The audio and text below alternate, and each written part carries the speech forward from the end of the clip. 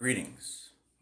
This is TK Trav, aka Travis Magus, here with LVX777. It's good to be live again. Feels like it was forever ago. Clearly it wasn't. But anyways, I hope you're having a great evening. Just got back from the Master Student Conference Part 2 up in Atlanta. That was a pretty great experience. Pretty great experience. As expected, you know what I mean? Like I didn't know what to expect, but I knew that it was going to be pretty amazing. Once again, just really cool to meet everybody. To put names and faces together, and just really feeling the real love. Not just perceived over the internet, but just connecting, right? Connecting. It was a good experience. Excellent.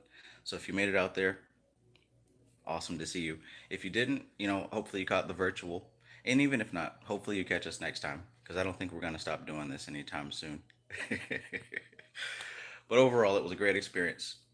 And right now, we're going to resume our previous study. We're going to go ahead and finish up Samkhya Darshan this week. We're going to read chapter 8 tonight and 9 on Friday, 10 on Saturday. Sunday, we'll wrap up the book study. And then we'll get right into the Mystical Kabbalah, written by Dion Fortune. So I hope you're ready for that.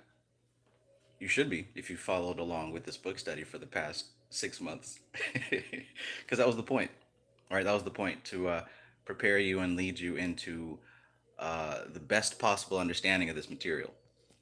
So today we're going to go into the plurality of Purusha. As we've studied before, Purusha is a representative of higher consciousness within the realm of matter, within the realm of Prakriti, within the realm of nature, right?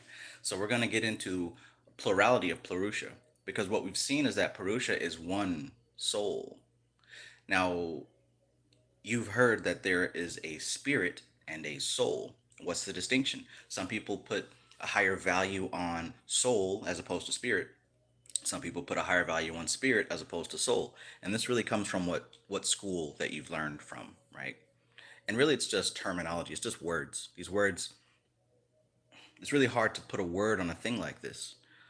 But essentially, even I was one of those who was kind of taught and learned that soul was superior to spirit. But in actuality, when you're really looking at the definition of these words, spirit would be considered superior to soul, because spirit is very, very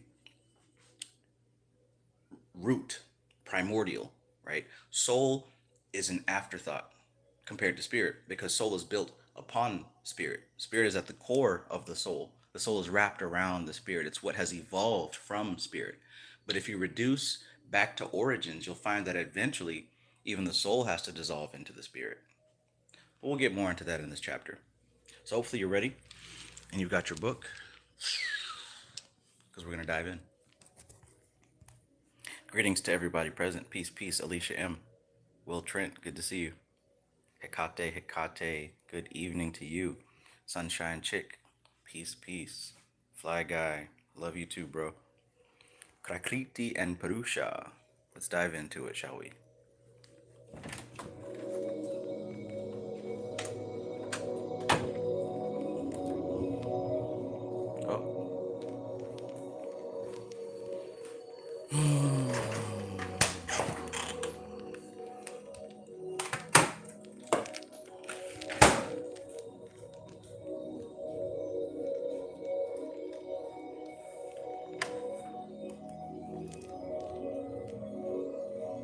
Naturally natured, peace, peace, welcome.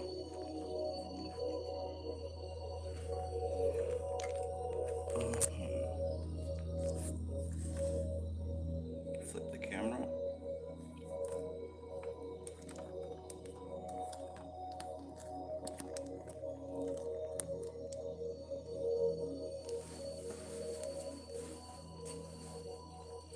Well, Trent asks, will they email us the replay of the event if we got virtual tickets? I believe so.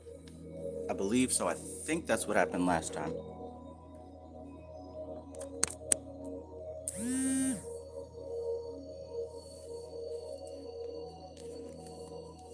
I'll have to connect with Dream Eyes to see what they're doing as far as that's concerned.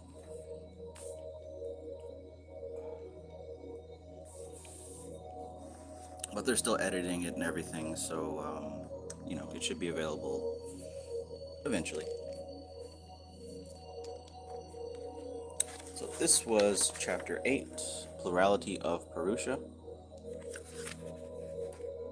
page 71.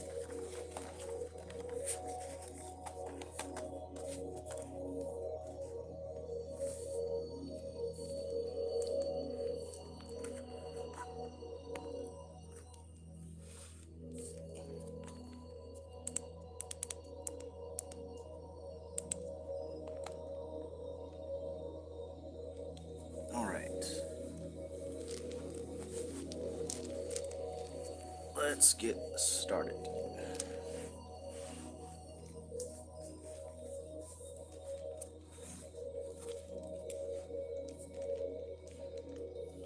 Literally feels like it's been months.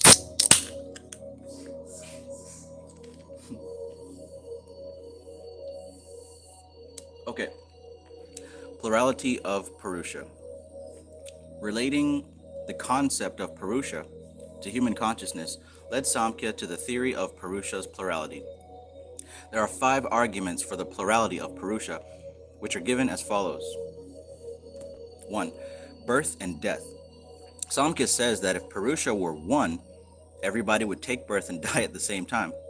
This would also mean that creation stops after the death of the body, because if Purusha withdraws after the death of the body, then Prakriti becomes redundant. However, that is not what happens in the natural world. Prakriti is never seen to be redundant. Rather, there is continuous transformation, birth, and death. To explain the concept of Purusha from a physical, material point of view, it is assumed that a new aspect of Purusha comes into being with each birth, and with each death, that aspect of Purusha dissolves back into its source. This implies there is not only one, but a plurality of Purushas. 2. In each individual, there are different degrees of manifestation in the Jnanendriyas and Karmendriyas. This point is linked with the 4th and 5th points. And of course, you know from studying all year, the Jnanendriyas and the Karmendriyas are Sanskrit terms for the senses of our body, the 5 organs of action and the 5 organs of knowledge, right? So what it says here is in each individual there are different degrees of manifestation in the organs of knowledge and the organs of action, the senses. This point is linked with the 4th and 5th points. Number 3, there are differences in nature and personality. If Purusha were one, then no matter how many people there are, there would all be clones, identical to each other. It would be like planting only roses in a garden. No matter what their color may be, they would all represent a particular uniform nature. In the world, we do not see this type of uniformity. Some people are theists, some are atheists, some are dynamically involved in society, others have withdrawn from social involvement. The mentality and nature of individuals differ, which indicates the involvement of Purusha with Prakriti at different levels, not at one level. That's key, that's why I highlighted it. The mentality and nature of individuals differ, which indicates the involvement of Purusha with Prakriti at different levels, not at one level. Ace, good evening. I know who you are now.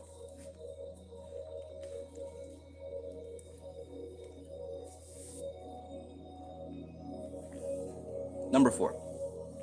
In the theory of evolution, there is movement from Mahat or Buddhi through Sattvic, Rajasic, and Tamasic Ahamkara to the Tanmatras, Karmendriyas, etc. The primary nature is Mahat, and the secondary nature is Ahamkara, with its 3 divisions. These are the 2 main natures. Each person identifies differently, and according to his or her understanding, sees the world either from a perspective of knowledge or of ego, whether it is Tamasic, Rajasic, or Sattvic ego. Since there is no uniformity in perception and evolution, the Purusha cannot be the same in everyone.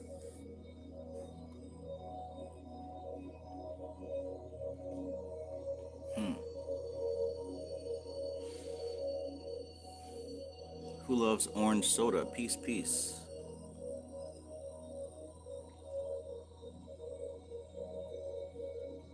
Scarface, good evening. The Way of Dharma, Om Namah Shivaya. Food Abroad, greetings, greetings.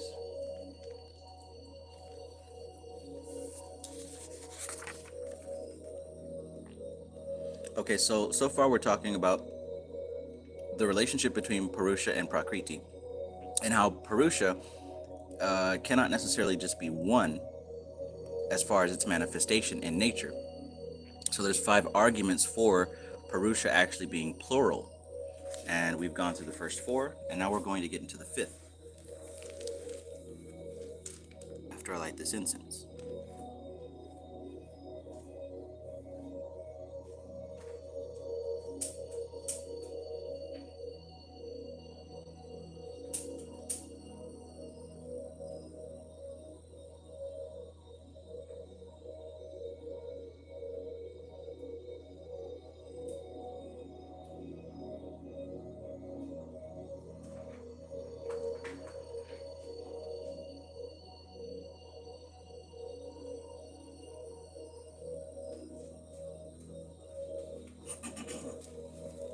Okay, and number 5.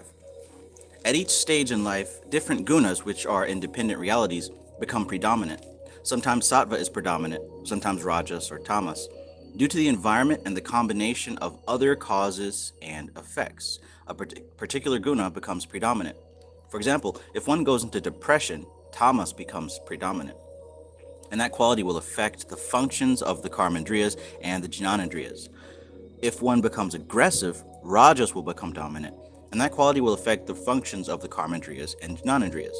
A dictator may be a highly knowledgeable person who knows how to manipulate and influence people's minds and natures, but his nature is one of domination.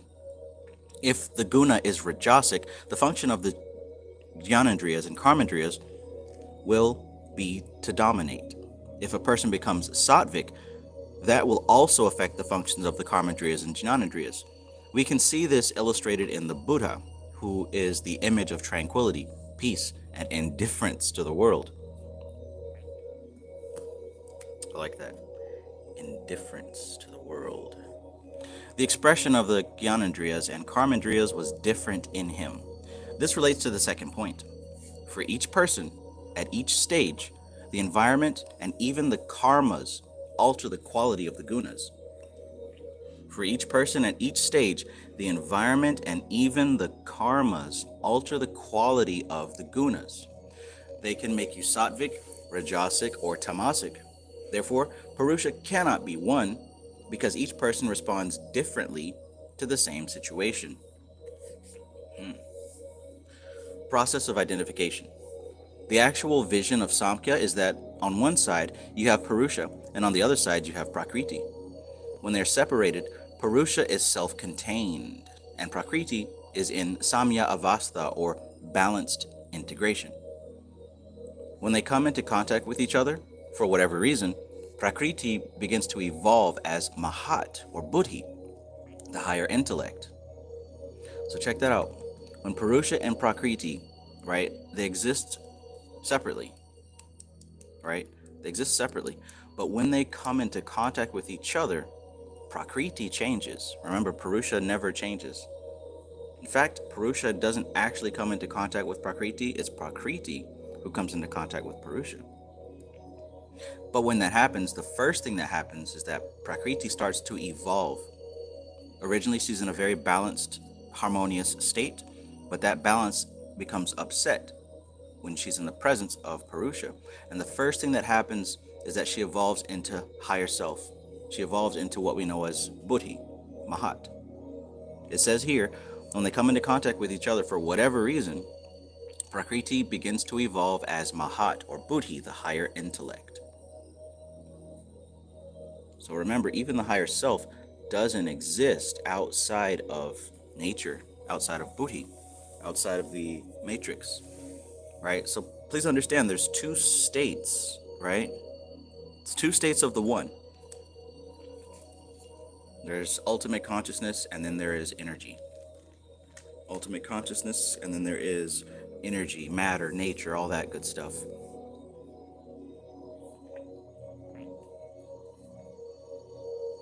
So ultimate consciousness does not change. There's no beginning, there's no end, there's no cause, there's no effect. It is just pure consciousness, undifferentiated. But when we get to the Prakriti aspect, Prakriti is all change, all possible evolution. But the first step before any other is the evolution of this higher self, the evolution of Buddhi, the evolution of Mahat, the higher intellect. But understand also that's not the end all be all. That's only the first step of manifestation and the last step of liberation. Because just like we've gone into this, we're also on our way out of it.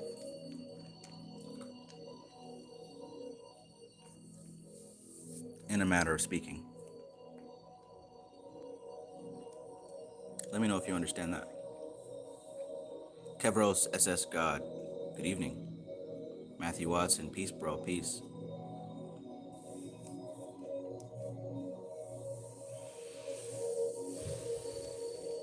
Okay, so after Buddhi, we have Ahamkara, which is the Sattvic, Rajasic, or Tamasic self-identity. Self-identity. Very key to understand, because immediately in the beginning, when nothing else is anything else, we've got pure consciousness. At another stage, we've got Prakriti, which is manifestation. I see you, Ace. Re-explaining. So we've got Purusha up here, and we've got Prakriti down here. Prakriti is all change, all nature, all manifestation. But this isn't a random process. This isn't a random thing at all. It happens in stages. And the very first stage of evolution, when nature comes into contact with consciousness, is this higher self, is this Buddhi.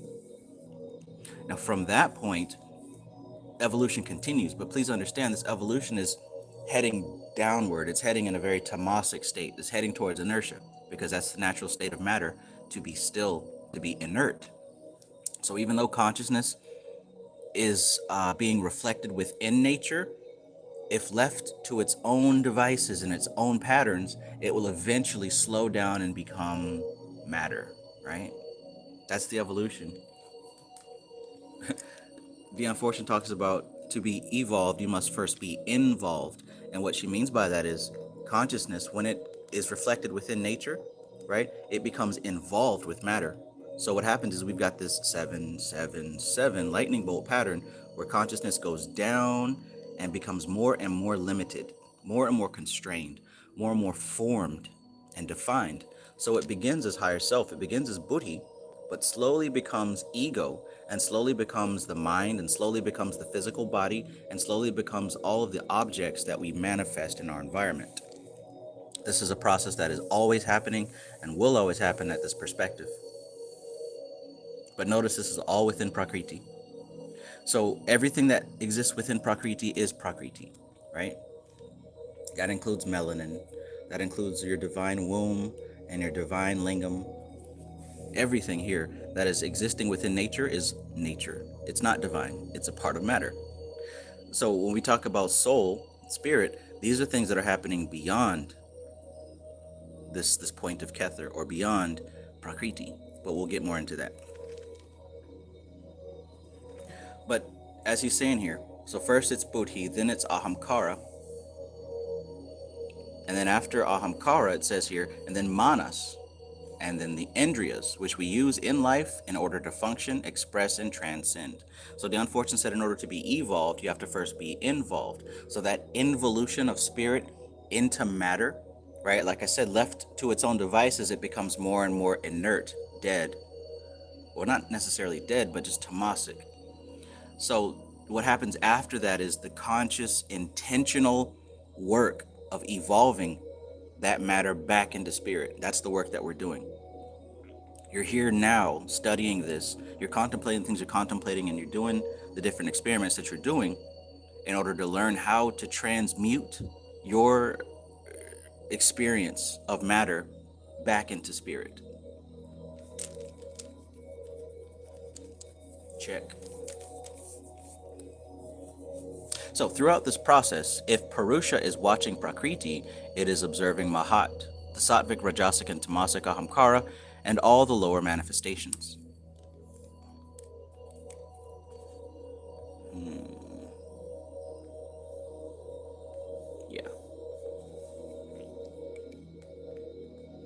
Again, throughout this process, if Purusha is watching Prakriti, it is observing Mahat, the Sattvic, Rajasic, and Tamasic Ahamkara, and all the lower manifestations. Purusha is omniscient only when it is disassociated from Prakriti, right? So you're thinking, oh, well, the soul, isn't it supposed to be omniscient, all knowing, all powerful, right? It is, but it is only when it is disassociated from Prakriti. Because look, if this highest aspect of soul is focused in on the matter that is your mind and your body and your five senses, it's limiting itself simply by putting all of its awareness on this limited body. Now, when you expand back outward, yeah, we're talking about omniscience, omnipotence. But at this current level of day to day living, that almighty, all powerful soul is zoomed in and focused on the individual experience. That's what ego does, and that's how ego limits.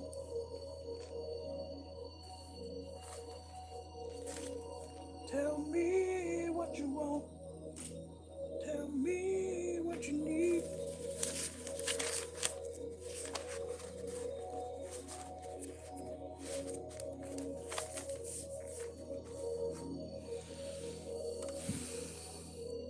First, Purusha becomes aware of Mahat as a separate unit. Oh, let me go back. I skipped a step.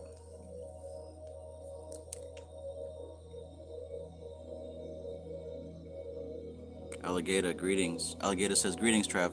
I'm still stuck on everybody has a different Purusha. I thought the mind is all, so it's the same for everyone, right? LOL. Right, right. The mind is all.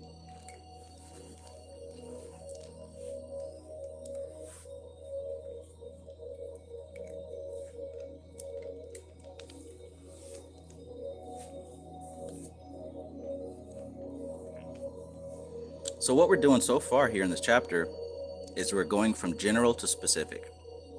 Generally, we understand that there's this aspect of our being that is wider, more expansive, and all encompassing.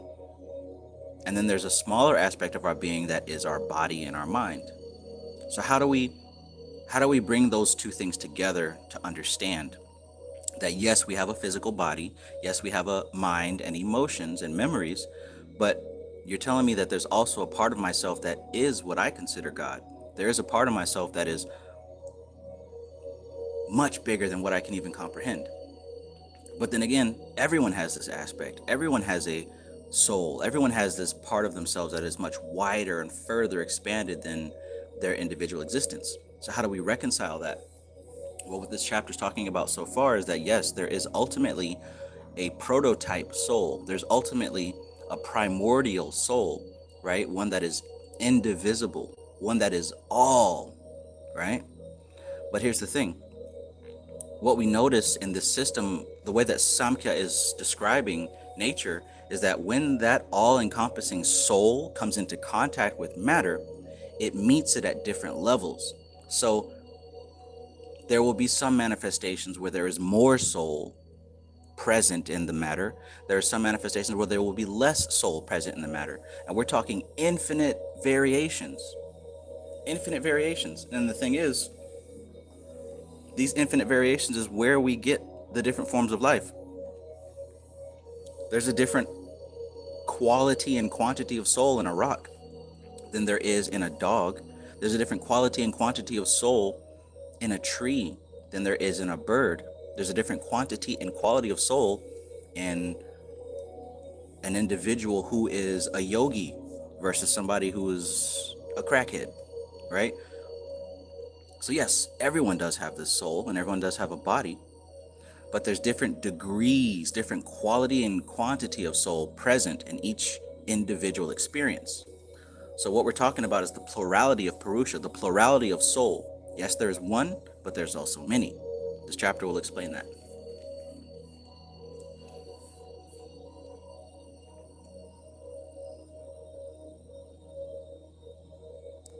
Ace says, yeah, I have been thinking about how lofty the soul is. I catch myself when I say things like, oh, I can feel that in my soul, right? It's like, wait, it's way higher than that. Right, right. And you'll hear a lot of people saying things like that.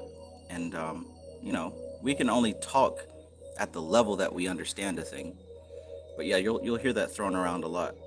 That spoke to my soul. I mean, did it really though? Do you know what the soul is? Love it. Love it. Straight Panther, peace. RMZO28, greetings. RMZO28 says it seems that soul and light is interchangeable.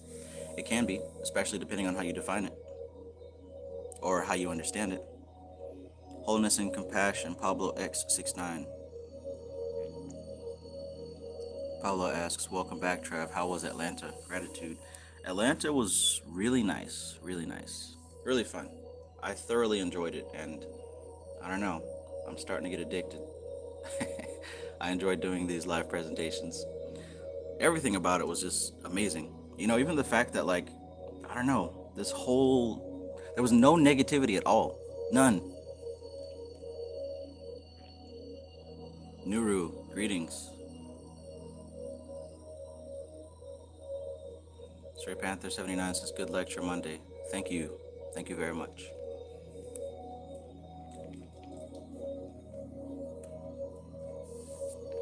All right. Let's keep going. So, throughout this process, if Purusha is watching Prakriti, it is observing Mahat, the Sattvic, Rajasic, and Tamasic Ahamkara, and all the lower manifestations. Purusha is omniscient only when it is disassociated from Prakriti. So remember what I said here. Yes, the soul is all powerful, all knowing, all that in a bag of chips, as we old folks say. But the thing is, while that awareness is focused on the mind and the body of the individual, it becomes more and more limited, right? The soul becomes limited in its awareness because it is focused solely and distinctly on the body and the thoughts and the things that we find ourselves attached to. And even to the point where we start to define ourselves by what we're attached to. Like, oh my gosh, you wouldn't believe some of the things that come out in meditation. You know, everybody clings to themselves when they die. Everyone says, I don't want to die, I'm not ready, I'm not ready. Not realizing that we're clinging to experiences that we think define us, right? Just imagine, you know, if you were to die all of a sudden, then it's like, no, I'm not ready, I don't want to go, not yet. But what you're missing is that you're not just that body with those memories, right? You're actually every experience, which means that there are some experiences that are better than the ones that you cling to. So while you sit here and grab onto these memories of what you did and what you don't want to let go of, because they were so great, you're also forgetting that there were other experiences that were even greater, right? I would even be willing to wager that some of the people who might have the worst experiences in life cling the hardest, not realizing that there are also even more pleasant experiences and even worse experiences. And it keeps going, it keeps zooming out. But that's what ego does. That's what the ahamkara does. It zooms in that soul consciousness and limits it. It limits it. And that's just a natural part of existing within matter. Like I said, the natural state of matter is inertia. So naturally, the soul becomes more and more inert the more attached it is to this state of being. He says here, for example, I may be alone in the room, thinking, reflecting, and analyzing. In this process of contemplation, reflection, and analysis, I observe the totality that comes into the field of my perception. Right? I observe the totality that comes into the field of my perception. But the moment I interact with somebody, I block out the thoughts, experiences, and feelings which I was aware of previously and relate to that one person only. Isn't that annoying? Well, maybe it isn't for you guys, but it is for me. In this way, Purusha's state of omniscience becomes limited or focused while interacting with Prakriti. So again, I may be alone in the room, thinking, reflecting, and analyzing. And in this process of contemplation, reflection, and analysis, I observe the totality that comes into the field of my perception. Meaning, when you're by yourself in deep thought and deep contemplation, you're aware of all the various things that may enter into your head, or the various things that may already be present, right? You're free to explore infinitely, right? But he says the moment that I interact with somebody, right? Notice the state change. When you come back to this quote unquote real world, working with or talking to people, I block out the thoughts and experiences which I was aware of previously and relate to that one person only. So in your state of meditation, right, you were more expanded in your awareness. But when you have the conversation with an individual person, that shifts and you become singled out. You zone into that one person and what you're talking about only. Likewise, that's how it is with Purusha interacting with the material plane, right? He says Purusha's state of omniscience becomes limited or focused while interacting with Prakriti. Let me know if that makes sense or if it does not.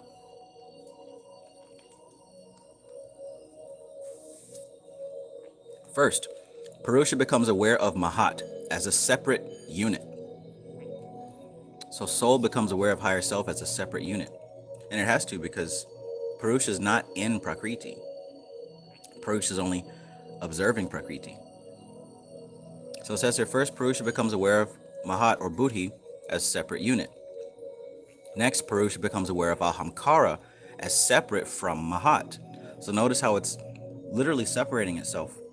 If you guys have read the Necronomicon or even know about Inanna's descent into the underworld, you remember that as she descended into the underworld, she had to give up an aspect of her power, right? She had to drop off her divine jewels here or her divine weapon.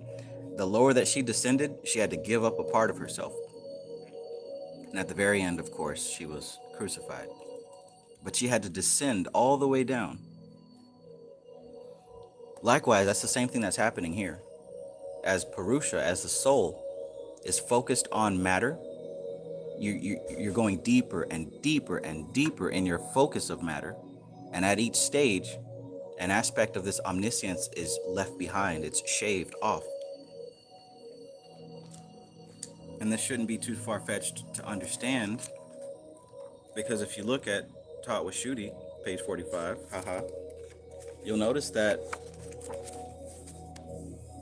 from the top going all the way down, there are different veils that have to be passed through. Maya, right? That's Prakriti's ace in the hole. And then you've got the 5 kanchukas, the 5 envelopes or sheaths that have to be passed through.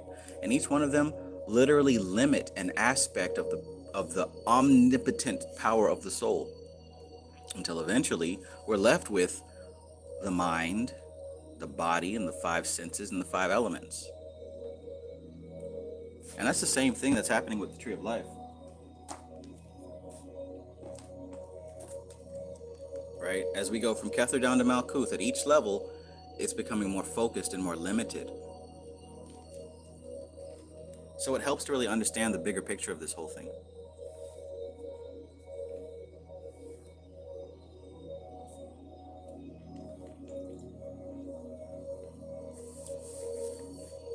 If you haven't already, go ahead and hit the like button, because YouTube likes to rank its videos according to engagement, and hitting the like button definitely counts as engagement. So please do that if you have not already. So first, Purusha becomes aware of Mahat as a separate unit. Next, Purusha becomes aware of Ahamkara as separate from Mahat. While Purusha is focused on Mahat, it is not focusing elsewhere. At night, if you shine a torch, the light will illuminate only one object at a time. In order to observe many objects at a time, you need a light which encompasses your entire field of vision. So when Purusha is moving from the state of Sarvajnata, omniscience, to a state of Ekadhyana, awareness of only one thing, only, it is like shining a torch on one object only. Similarly, when sitting as an observer in the audience, watching a dance performance, you're not able to watch all the performers at the same time. You can only observe one at a time, clearly and distinctly.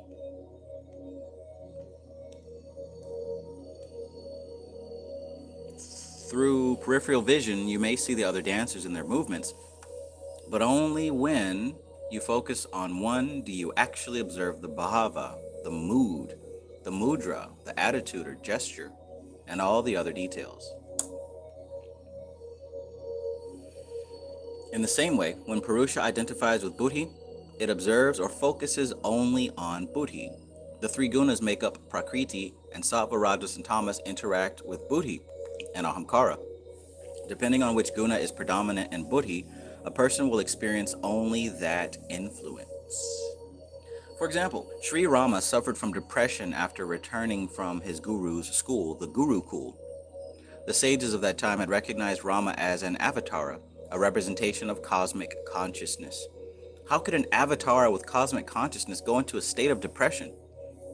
We do not understand why this happens, so we say, oh, he had to play the role of a human being. Surely an avatara may play the role of a human being due to some kind of influence or situation, but he has the wisdom and knowledge to realize what the compulsion and situation is. Sri Rama is known as Purushottama, the highest consciousness. But in the realm of nature, one goes into depression, becomes dynamic, or goes into ecstasy due to the intensity of the force in the guna. At this level of human nature, sarvajñata, omniscience, is no more. You have to identify with one aspect of buddhi or ahamkara, whether it is sattvic, tamasic, or rajasic. In this way, once within the realm of manifestation, Purusha identifies with the most active principle while ignoring the other factors. Ooh.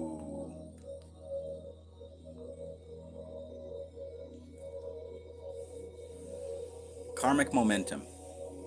If this process of identification were the only factor, the whole creation would stop after the span of one lifetime. As soon as Jivan Mukti is attained, right? That's one of the questions I had. Like, shouldn't it be if one person reached the stage of Jivan Mukti or even enlightenment that everything else would be shut down, right? Like Purusha would wake up officially and Prakriti would go back to sleep. That was the question that I had. But he says here, if this process of identification were the only factor, the whole creation would stop after the span of one lifetime, as soon as Jivan Mukti is attained. But karma is the other factor that arises within each being. So it's karma, right? Karma impedes the attainment of Jivan Mukti. A potter's wheel continues to move with its own momentum and only stops gradually. In Samya Avastha, the balanced state, there is no momentum. But from Mahat onwards, there is continuous momentum. The more Purusha is involved with Mahat or Buddhi, the ego, the more momentum increases, like adding fuel to the fire.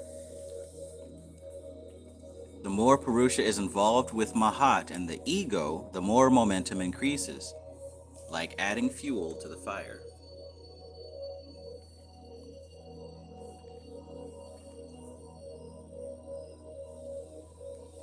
So the momentum that has become a part of Mahat, Ahamkara, Manas, personality, Karmendriyas, and Jnanendriyas does not stop after death, even in Jivan Mukti. The momentum, right? That's what he says here. The momentum that has become a part of your being, the momentum doesn't stop after death, even if you attain enlightenment in this lifetime. The momentum that has become a part of Mahat, Ahamkara, Manas, personality, Karmendriyas, and Jnanendriyas does not stop after death, even in Jivan Mukti. Therefore, Samkhya states that everyone has two bodies. The Sthula Sharira, or gross body, is composed of the Mahabhutas, right, the elements. The Sukshma Sharira, or the subtle body, is composed of Mahat, Ahamkara, Manas, Karmendriyas, Jnanendriyas, and Tanmatras. Right, so we've got a subtle body and we've got a dense physical gross body.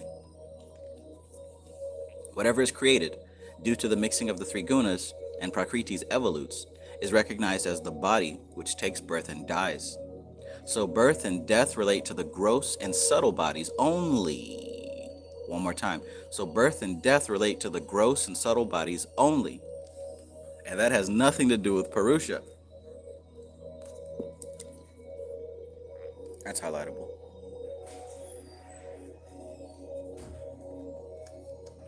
So birth and death relate to the gross and subtle bodies only, and that has nothing to do with Purusha. The gross body takes birth and dies.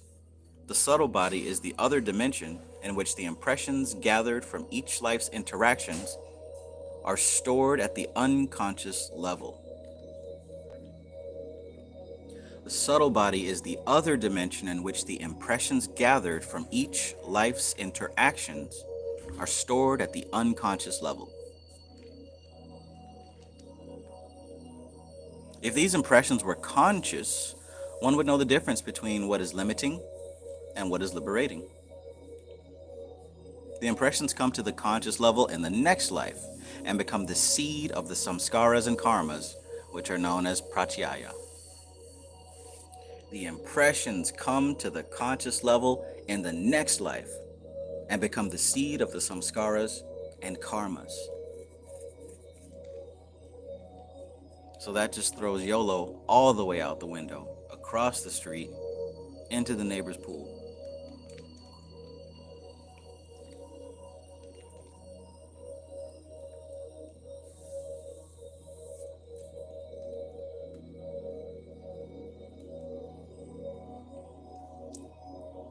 Why is my camera so blurry today?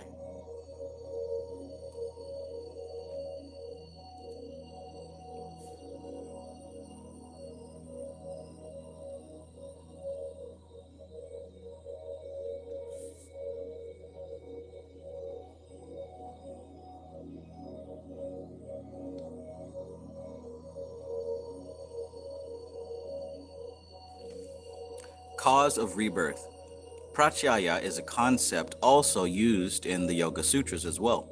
Even in Ananda and Asmita Samadhi, which are the final stages of Samadhi, one has to get rid of the past pratyayas of ahamkara in order to become established in Mahat or Buddhi. Yoga says that the final Samadhi is Ananda, the Samadhi of bliss.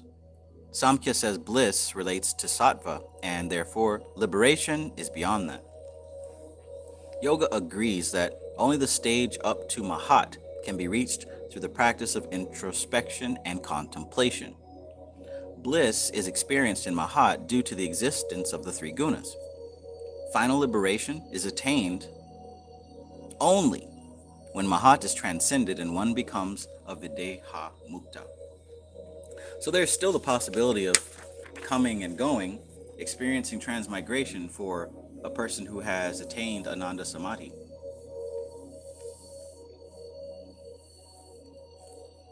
This explains why birth and death relates to the gross body, which is below the level of Ahamkara and Mahat, and has nothing to do with the ultimate experience of Purusha. The gross body is only the vehicle. You trade in a car when it's old, but not the driver. The important body is the Sukshma Sharira, which transmigrates from vehicle to vehicle. But both bodies are interrelated. People are born at different levels because the impressions that are gathered in one lifetime are carried forward into the next birth by the Sukshma Sharira. And that is all part of the cosmic dance. Wow. I'm going to read that again. And again and again and again. The important body is the Sukshma Sharira, the subtle body, which transmigrates from vehicle to vehicle, but both bodies are interrelated. People are born at different levels. Why? Because the impressions that are gathered in one lifetime are carried forward into the next birth by the subtle body, the Sukshma Sharira. And all that is all part of the cosmic dance. Cool beans. When the gross body takes birth, it becomes the vehicle for the expression of the pratyayas, which were gathered in the subtle body. The highest reference in the subtle body is Mahat or Buddhi. Below that is Ahamkara, and below Ahamkara are the pratyayas, which are impressions and archetypes. Could that line right there be why Chitta is included in the Antakarana, according to Swami Satyasangananda Saraswati? I think that's the answer right there.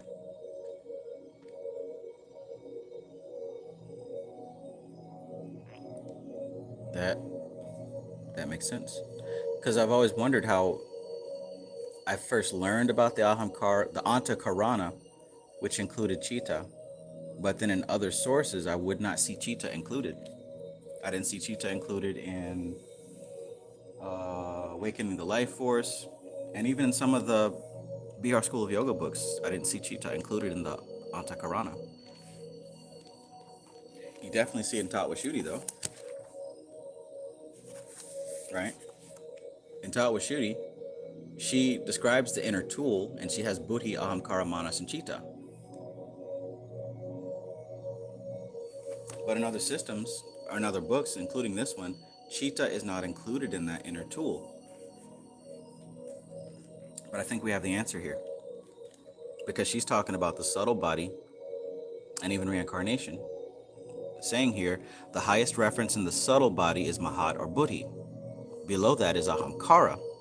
And below Ahamkara are the Pratyayas, which are impressions and archetypes.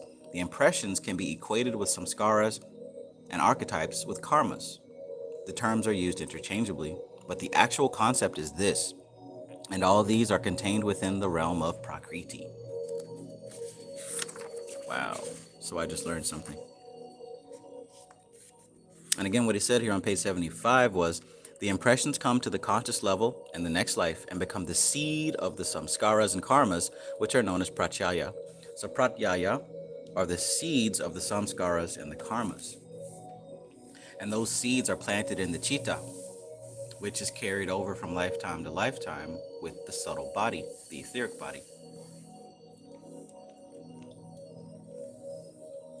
Isn't chitta called the storehouse of images?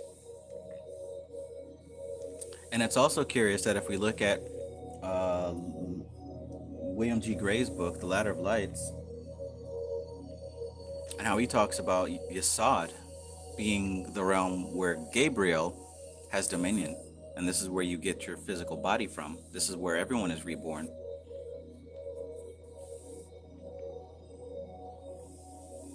Yasod also being the storehouse of images. Nicole Berkeley, peace. Good evening.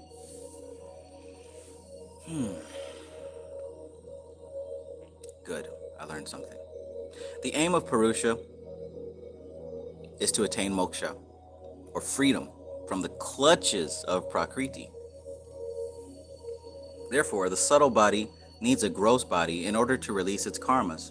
And this is why the subtle body enters into a gross body, causing another birth, then another, and another.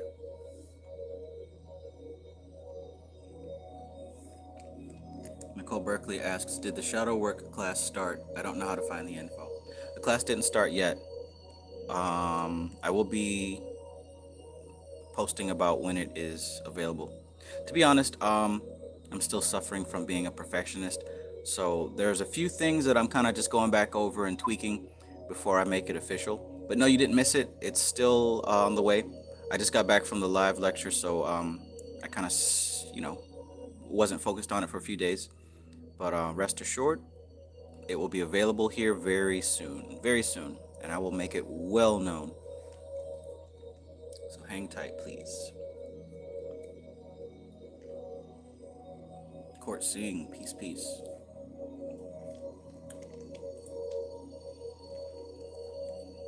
Interesting that you asked that question at this point, because that's actually what the shadow work class is dealing with.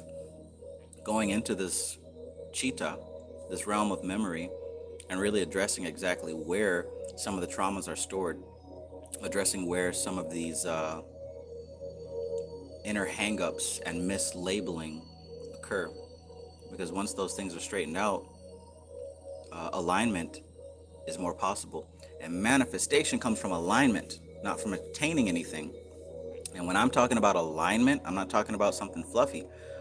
I mean alignment between your values and your behaviors, right? That's alignment. Alignment is when you physically behave in accordance with your inner values. Now, most people that have trouble and trauma don't do that because they believe one thing but behave in another way. And it's all unconscious, right? Because while we want to do something and we want to be something, oftentimes trauma and blockages prevent us from behaving in that way.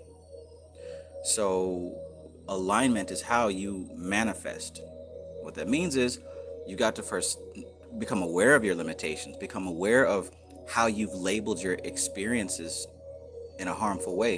And when you're aware of them, you can start to harmonize them so that now you can behave in accordance to the way that you believe, which means that you'll start to bring about the life that you want. So there's nothing far-fetched about that. That makes total sense. And not to mention, I've done it. Not to mention, millions of people have done it across the years. But like I said, more info on that soon. Alligator says, so everyone who has a body has karmas. Exactly. And according to this, that's the whole point of even incarnating in a body, so that we can exhaust those karmas. And here we go, picking up more along the way.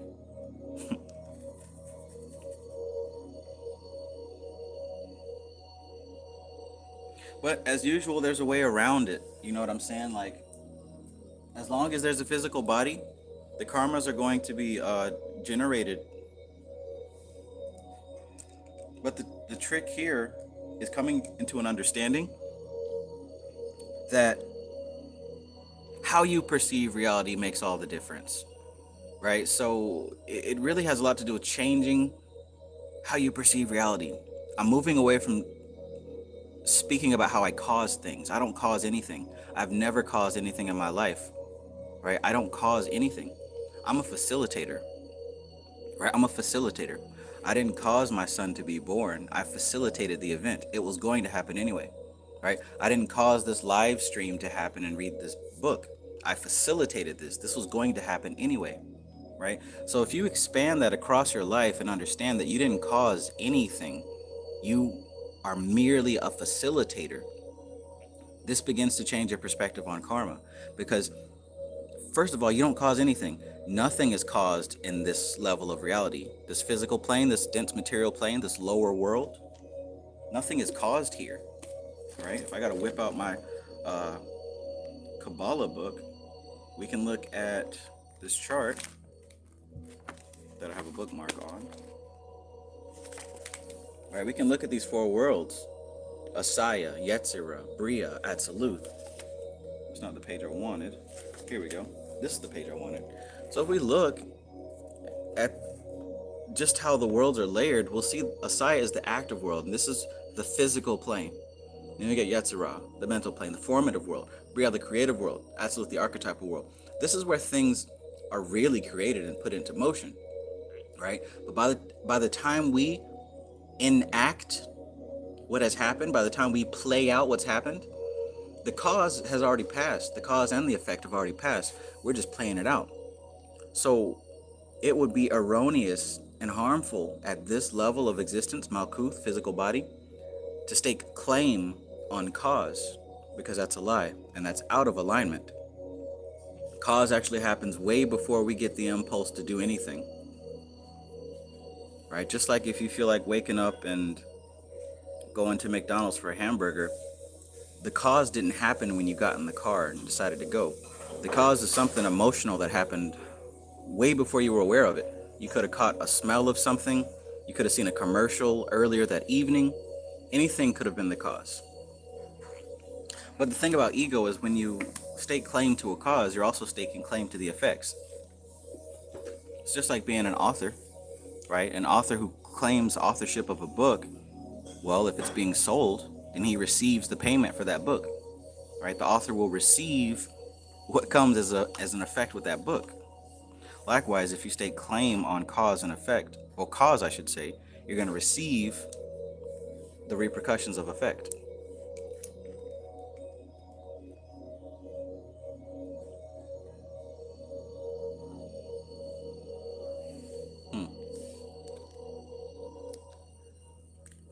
Connor Black, peace.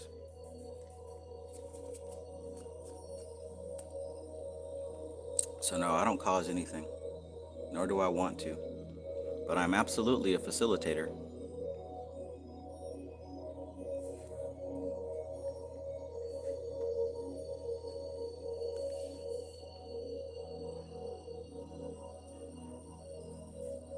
The aim of Purusha is to attain moksha, or freedom from the clutches of Prakriti. Therefore, the subtle body needs a gross body in order to release its karmas. And this is why the subtle body enters into a gross body, causing another birth, then another, and another. Mobi, good evening. Moksha is attained by transcending the pratyayas, ahamkara, and mahat, everything which composes the subtle body. That is the concept of liberation. Videha mukti means one has transcended both gross and subtle bodies. Jivan mukti means that one is held in or pulled back into the gross body in order to disentangle pratyayas.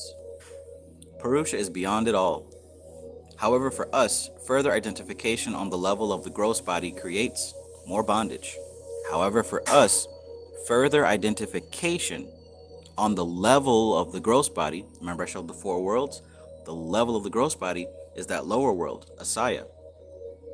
Further identification on the level of the gross body creates more bondage.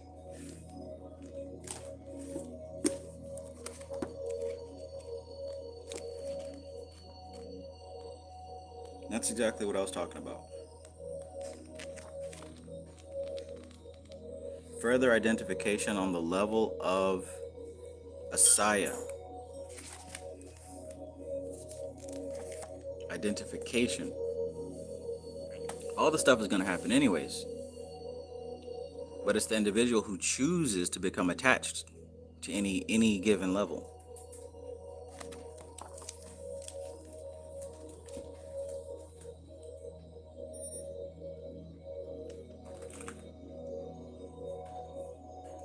Deep end of the pool. Peace and greetings.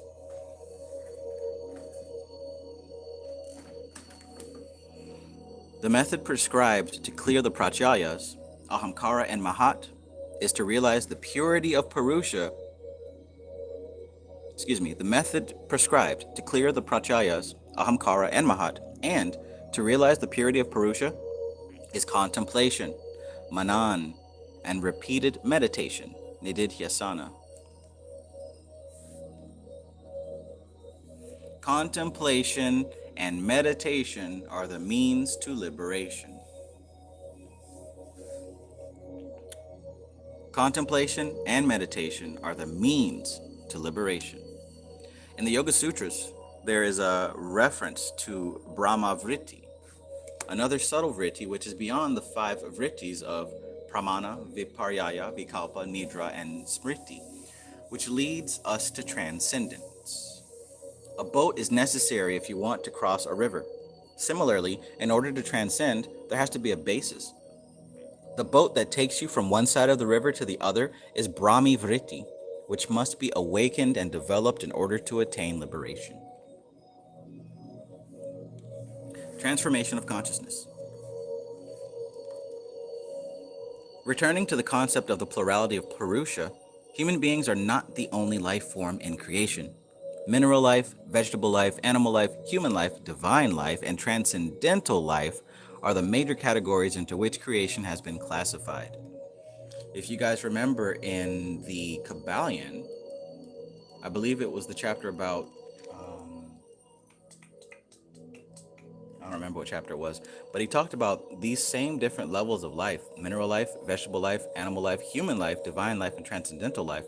And this is where he was talking about the angels and the gods and the humans and all that other stuff. Just another hint that the Kabbalion is actually Samkhya dressed up in English clothes. The all is mind, the universe is mental.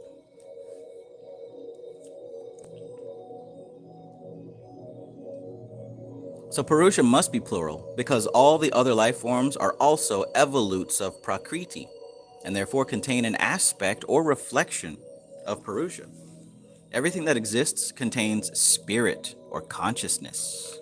Even a stone has some degree of consciousness. Consciousness has different expressions. The consciousness makes decisions when you are active and confront a situation. But in the dream state, the decisive faculty of consciousness is not there.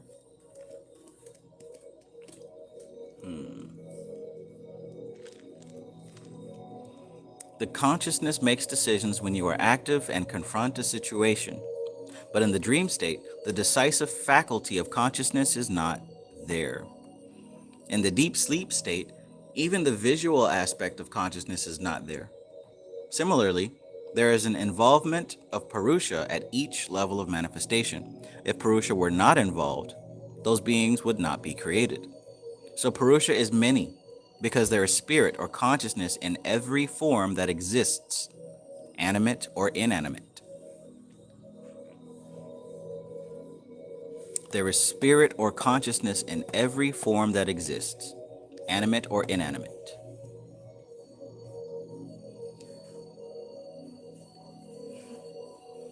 Thus, this evolution caused by Prakriti from Mahat down to the gross elements operates for the sake of the final release of each separate self.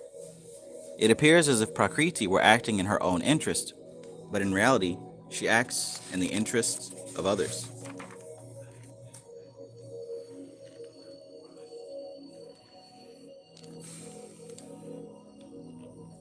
Just as the secretion of milk, which is unintelligent, happens for the growth and nourishment of the calf, the action of the root cause is for the sake of liberation of consciousness.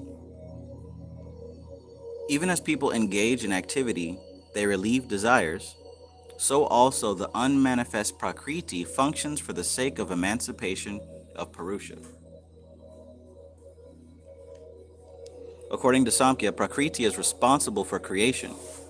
Purusha is sentient, but is not responsible for creation. That's key to remember when talking about these two. Prakriti is responsible for creation, right? Purusha is sentient, but is not responsible for creation. Prakriti is not sentient. She doesn't do anything based off of free will. There's no sentience, there's no life, there's no awareness there. Through consciousness, each being has the potential to transform and change. Prakriti becomes active because of close proximity to Purusha. Therefore, Purusha is involved at each and every level of Prakriti's creation and dynamism, not as an active participant, but as a passive observer, which sees, inspires, and guides. Purusha is involved as a witness. Prakriti is insentient, so there has to be somebody to appreciate it. A flower can't tell itself it is beautiful. Somebody has to acknowledge the flower's beauty. Purusha is that which appreciates and acknowledges the states of Prakriti, although it is not a participant in the creative activity of Prakriti. Purusha says, I acknowledge this state and I support you. So there is appreciation. Whoa. He actually mentions this book. That is crazy. Well, obviously I knew that because I highlighted it. In Stalking the Wild Pendulum, the scientist Isaac Bentov mentions a very interesting concept. Describing the role of consciousness or the observer in quantum physics, he states that the process of observing changes the thing observed. He states that the process of observing changes the thing observed. The consciousness that exists in a rock or a mineral is dormant or inactive, like the state of deep sleep in a human being. In deep sleep, there is no awareness of anything, but consciousness remains. Even if the rock is made into a murti, an image or an idol, the consciousness within it will remain dormant as long as it is left alone. But the moment you identify the murti as something and project your feelings, faith, and devotion onto it, the consciousness changes. Stimulation causes an awakening to take place in the nascent consciousness of the rock, and it enters the dreaming stage. So really, if you understand what was just said there, this really breaks down the science of working with crystals or working with your altar or any like physical thing that you use in your spiritual work, right? It's really cool because that particular chapter of that book, he really describes it very nicely. Wow, it's really cool, really cool. But again, he says the consciousness that exists in a rock or a mineral is dormant or inactive, like the state of deep sleep in a human being. In deep sleep, there is no awareness of anything, but consciousness remains. Even if the rock is made into an image or an idol, the consciousness within it will remain dormant as long as it is left alone. But the moment you identify the idol or the image as something and project your feelings, your faith, and your devotion onto it, the consciousness changes. Stimulation causes an awakening to take place in the nascent consciousness of the rock, and it enters the dreaming stage. Pretty cool. So the rock itself, right? Let's just say you've got some kind of stone or crystal that you use. Its consciousness level is just like yours whenever you're in deep, dreamless sleep. Obviously, you're not moving or even thinking about anything. But if you do enough work with an object like that, you shift its consciousness from that deep sleep, dreamless sleep state to a dreaming state. And this is how you're actually able to connect with it and work with it. This is some powerful stuff right here if you're ready to understand it.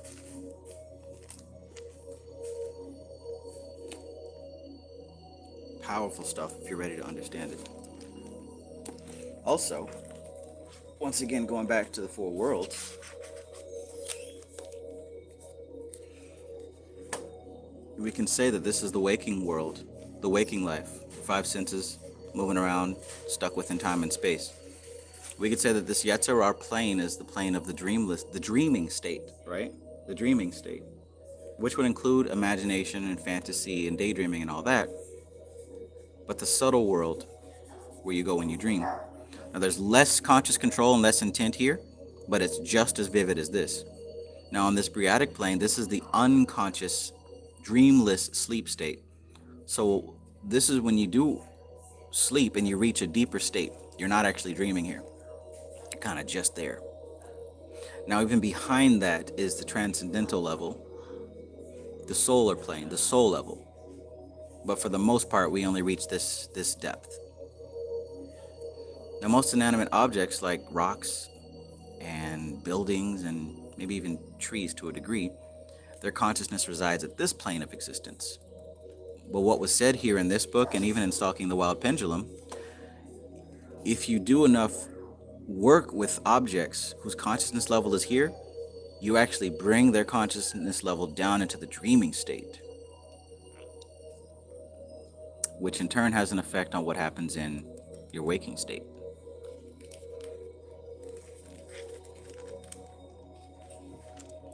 Maybe that's too advanced, I don't know.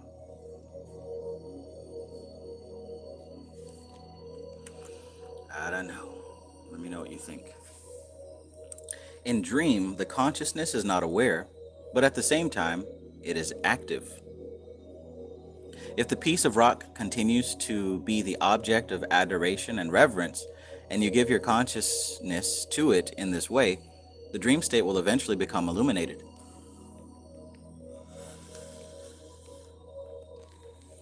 A stone like the Shiva Lingam, the symbol of consciousness in Bhadyanth Dham, Deogar, towards which people have expressed their faith and devotion for many generations, has become vibrant, illuminated. Whether this Shiva Lingam is seen as Shiva, as a rock, or as a hole in the ground covered with water is not important. The reality is that generations of people have awakened the consciousness of that stone with their faith. So it has consciousness.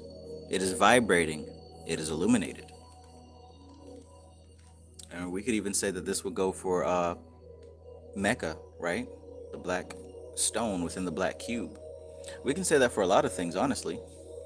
Stonehenge, the pyramids, the Great Wall of China. Similarly, there are other crystalline forms. Crystal recharges itself and holds the personal energy directed towards it. Crystal is a rock that becomes very active when in contact with subtle energy fields. Oh my, that's a lot to think about, honestly.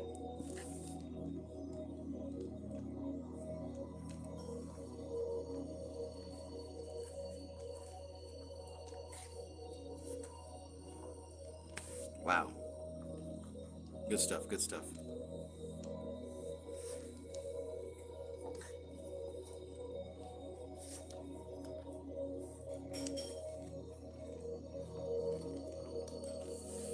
Good stuff.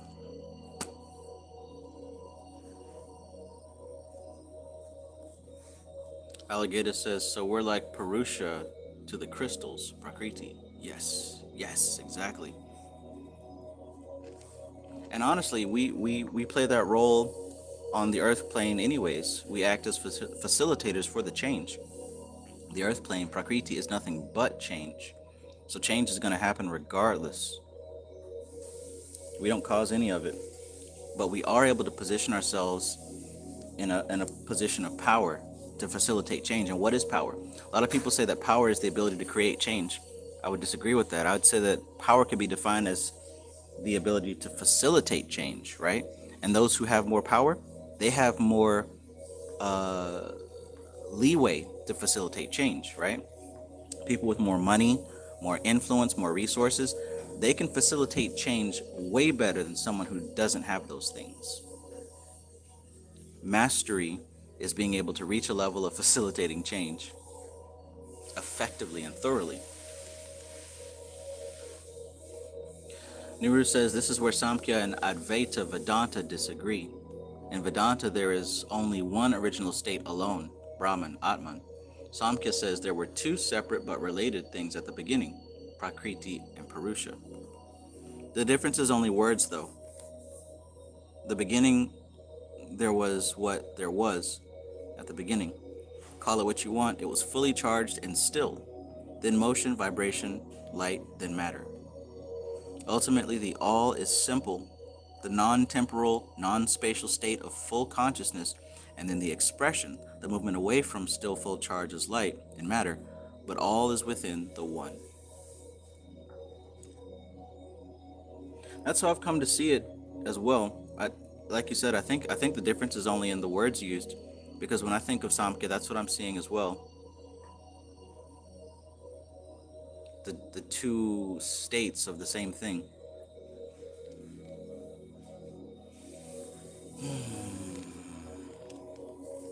This was a good chapter, as usual. Great book.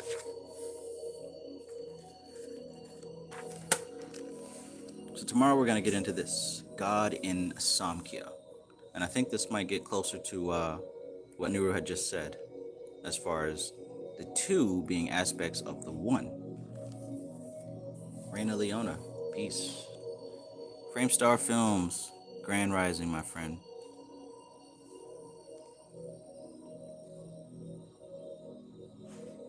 Maximo Coringia says, I believe when a deity or spirit accompanies you without you knowing it, could be because you have ingrained their essence in your causal body on a previous life, whether in the form of a yantra or else.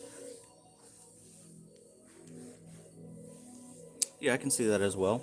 And like you said in this book, it wouldn't even be at the causal level. It would more likely be at the etheric body level, or maybe even the astral body level, we could say. But yeah, that's a good point. We don't really choose what spirits that we work with. It's already kind of picked and chosen according to according to how much we've uncovered about ourselves. As I said, nothing is started or caused here on this physical plane.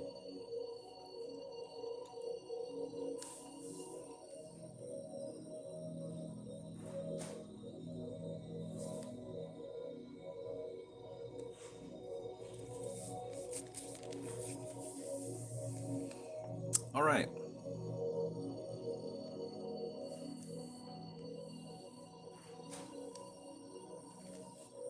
Well, that was that. That was that. Tune in next time as we get to chapter 9, God and Samkhya. We're probably going to do this on Friday. Friday about the same time. Straight Panther 79 says, does that include current deities being attracted to us? I would say so for sure. Because like even as you go through time and you look back, you can easily see how previous experiences all led you to where you are now. So in hindsight, they say hindsight is 20/20. In hindsight, it's easier to see how everything led up to this point, including the deities and entities you work with today. Oh, okay. I say you meant. Does that include certain deities being attracted to us? Yes, because when I think of these deities, I don't. They're not individual creatures somewhere in spirit realm. We're dealing with aspects of Purusha also. The difference is these aspects don't necessarily have a physical representation. They exist on an archetypal level, right? Say, for example, you as an individual, we don't exist on an archetypal level. We exist in this manifest level as an ego, as a pattern of behavior, as a group of memories. But eventually, when this body fades away, those things will fade away as well. We're not permanent. But on a higher level, on this archetypal plane, we have these patterns that continue to express themselves no matter what time and no matter what space. So these things are part of our primordial nature, they're part of our soul. And depending on how well we've come to know these parts of ourselves, of our being, depends on how efficiently we're able to work with them, how efficiently we're able to facilitate what these things represent. So let's say there's an archetype of a teacher, right? The archetype of a teacher doesn't matter what year it is, what continent it's on, hell, what planet it's on, it doesn't matter because it exists at such a further removed archetypal level. And the more that you come to know that archetype, the easier it is for your life to be an expression of that archetype. Now, you being a specific person with a specific thing that you teach, sure, one day that's going to fade away. But the archetype of the pattern of being a teacher, that's eternal.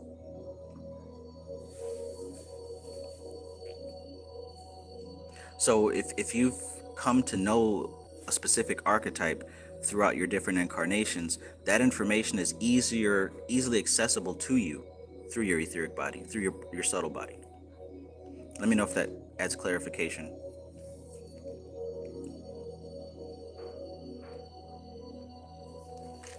Connor Black says, I've been contemplating a lot why harmful things happen to us. The only conclusion I can come to is karma. But if your karma is inside of you, how can that be true? So the karma, the blueprint of karma is stored in the etheric body, and the expression of karma, of course, is in the physical body.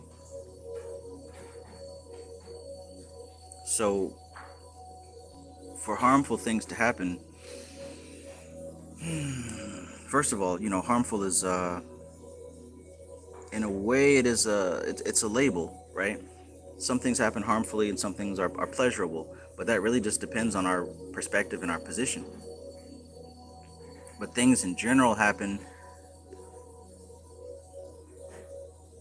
due to a need for balance. Now, how that balance occurs, whether it's harmful or pleasurable, that labeling depends on the individual perspective of today. But the karma is the cause and effect of previous actions and previous thought patterns. And on top of that, how we label it. Depending on how we label it, can determine if this karma is actually resolved or if it continues. How we perceive it and how we interact with the effects of it has everything to do with whether or not that karma is extinguished or if we perpetuate it.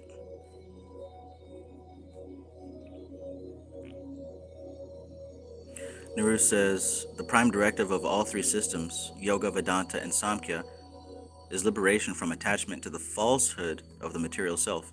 They all instruct us to come back to stillness, and therein is liberation. Greetings, Alora. Alora says attachment is based off of attraction, repulsion, and indifference. And I see that you are low key there talking about the three gunas. And that's exactly right. Attraction being Rajas, repulsion being Tamas, and indifference being Sattva. As long as we react in any of those three different ways, we're going to continue that karma. Nuru says there's a permanent self that has always been and always will be. There's nothing to be done about this. You are bound to limitlessness. You are forever, whether you like it or not. Indeed. Like it or love it.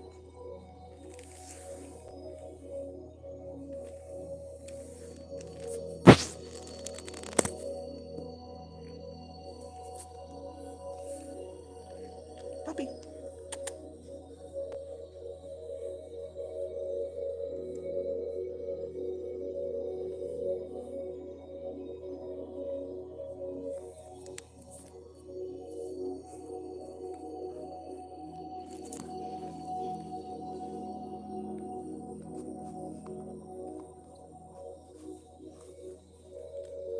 Like it or love it.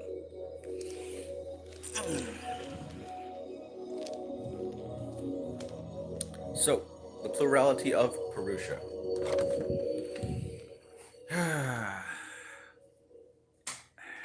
It's good to think about things and the different variations.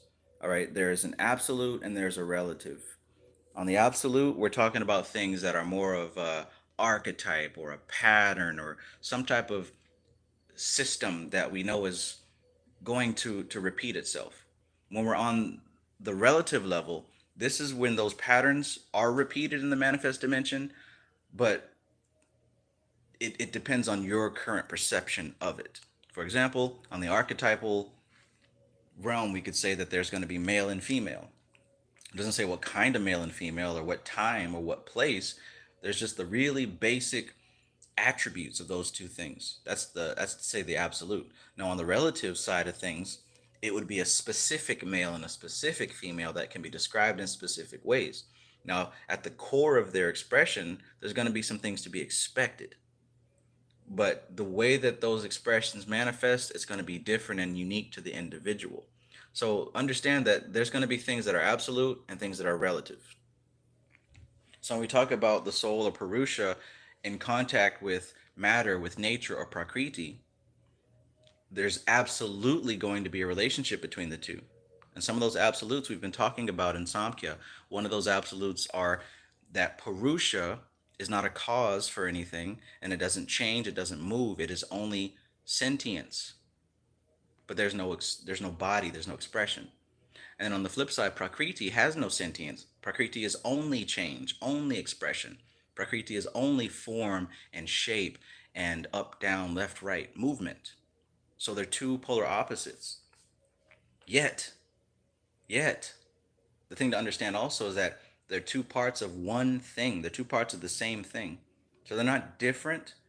They're actually two different manifestations of the same essence. And this is reflected also in your individual makeup, your physical body and your senses. This is all an aspect of Prakriti. But this physical body and these senses are experienced by Purusha. It's experienced by the soul. But keep in mind, Purusha is not here. Purusha has no cause, no effect, doesn't do anything.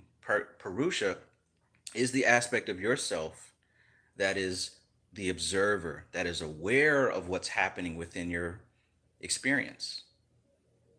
But everything that it's aware of is Prakriti. Nothing that the soul is aware of is the soul itself. You see that? So the soul is aware of my body standing in this room. The soul is aware of the sound and the taste and the smell and the sight and everything. The soul is aware of all this, but none of this is the soul. All of this is Prakriti, including the memories that I've stored, including my opinions. All that's Prakriti, including my hopes and my dreams, my influences, everything that I do and everything that I affect in my doing and everything that has affected me to do things in the first place. All this belongs to Prakriti. All this belongs to nature. None of this is the soul. Nothing that you can describe is the soul. Nothing that you can explain is the soul. None of that belongs to Purusha. Purusha is simply the awareness and the consciousness that observes all of it. So even when this stuff all fades away and stops moving and dancing and changing, Purusha remains. The soul remains. The soul is only aware of itself. And an aspect of itself is Prakriti, is nature. But just like this book said, the more that we zoom into nature, the more that we focus on nature and zoom in and get deeper, deeper into it, the more that we limit those observational capacities, right? The more that we zoom into nature, the more that we zoom into the physical body, the more we limit the soul, just like the book described.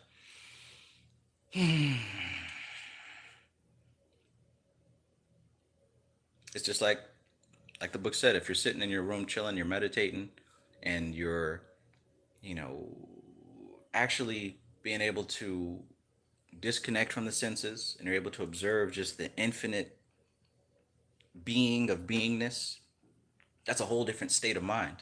And you can be there for as long as you want, doing what you want, going where you want. But the minute that you snap out of it and start talking to somebody else, that changes. You're no longer aware of all that stuff. You're only aware of what the conversation is you're having with another person. There's a limitation that has happened now. You no longer have that expanded awareness. It's being locked in because you're zoomed in. That's the same thing that happens with the soul and the body. The more that you are locked into what these five senses are picking up, you're in turn closing off the other things that you could be aware of. So, in that process of limitation, this is where we start getting these multiple souls or these multiple Purushas, because these individuals who are experiencing life have different levels, varying levels of awareness, right? So, a person who is more zoomed in and locked into their five sense reality, they have less awareness of their soul. And a person who spends more time in meditation, a person who spends more time being unbound, a person who spends more time with the soul has an expanded capacity that they can work with.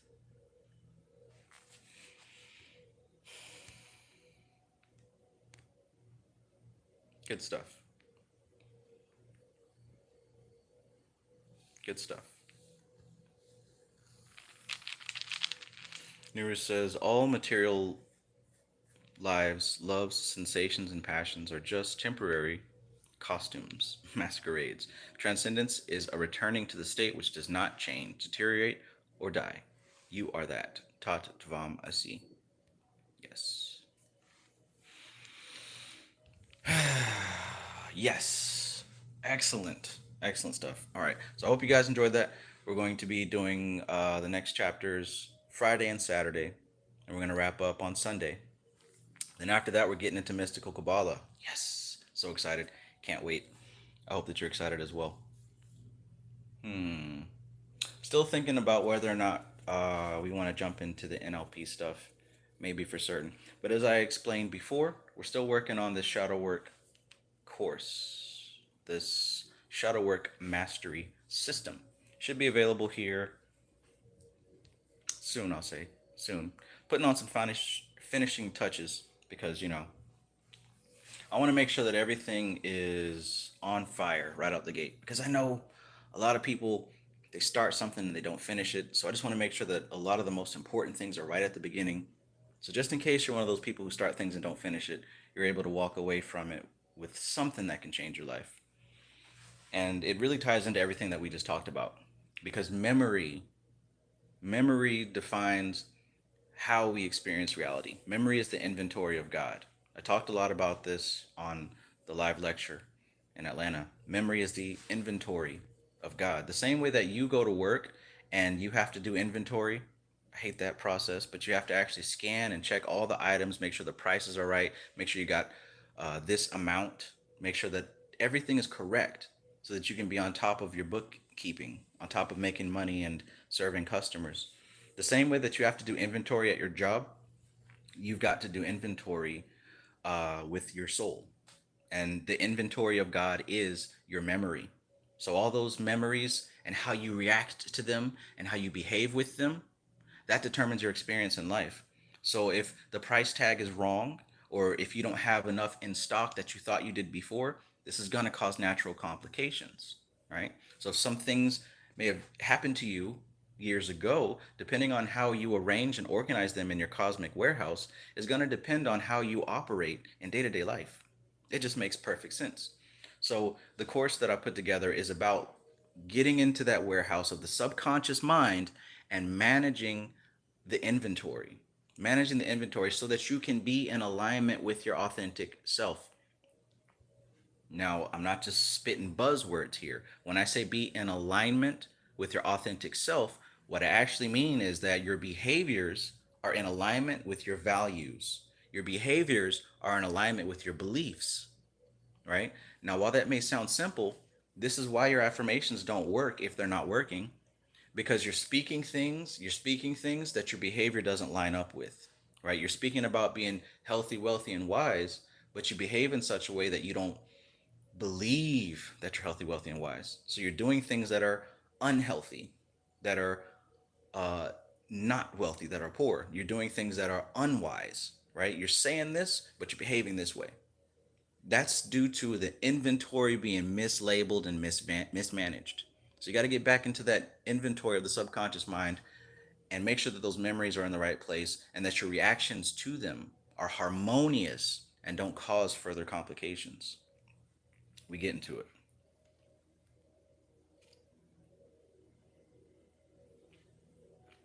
Lance Benefield, greetings.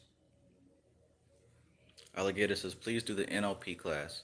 I think I will. I think I will. I think I will. All right. But yeah, it was awesome seeing you, Gator.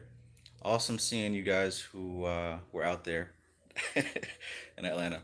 A lot of fun. A lot of fun. And I really want to do this more often. And I think we will. I think we will. Rumor has it the next one is going to be in New Orleans.